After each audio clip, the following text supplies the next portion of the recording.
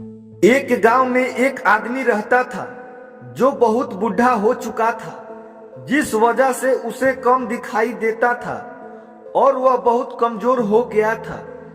इसलिए वह अपनी बची खुची जिंदगी अपने बेटे के साथ बिताना चाहता था। इसलिए वह शहर में रह रहे अपने बेटे के घर रहने चला गया। बेटा एक शहर के छोटे मकान में रहता था। मकान तो उसका छोटा था, लेकिन उसके अंदर जो चीजें थी वह महंगी थी। उस मकान में बेटा, उसकी पत्नी और अपने एक 5 साल के बच्चे के साथ मिलकर रहता था।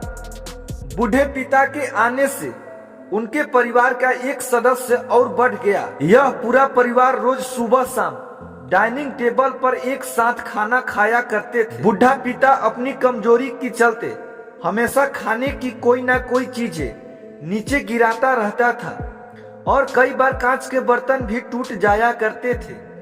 कुछ दिनों तक तो बहू और बेटे ने यह सब सहन कर लिया, लेकिन बाद में वे दोनों बूढ़े की ऐसी हरकतों से चिढ़ने लगे।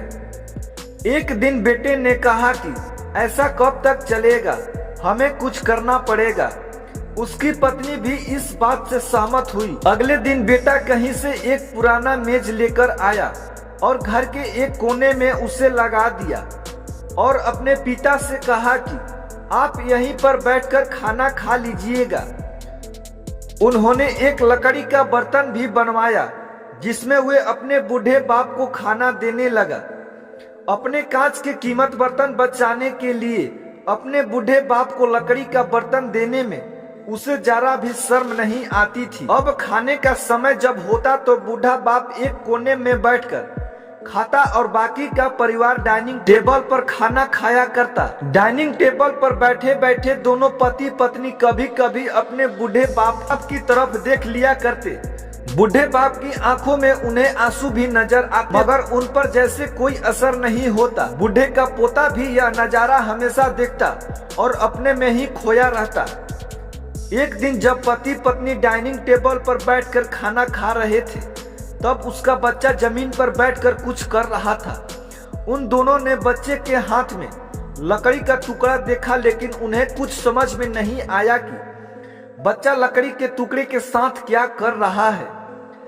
जब बच्चे के पिता ने उससे पूछा कि बेटा आओ खाना खा लो, तुम नीचे बैठकर क्या कर रहे हो, तब बच्चे ने भोलेपन से कहा, अरे मम्मी पापा, मैं आप दोनों के लिए लकड़ी का बर्तन बना रहा हूँ ताकि आप लोगों को जब आप बूढ़े हो जाओ तो दिन में खाना दे सकूं। अपने नादान बेटे के द्वारा दी गई सहज बात दोनों के दिल में तीर की तरह उतर गई।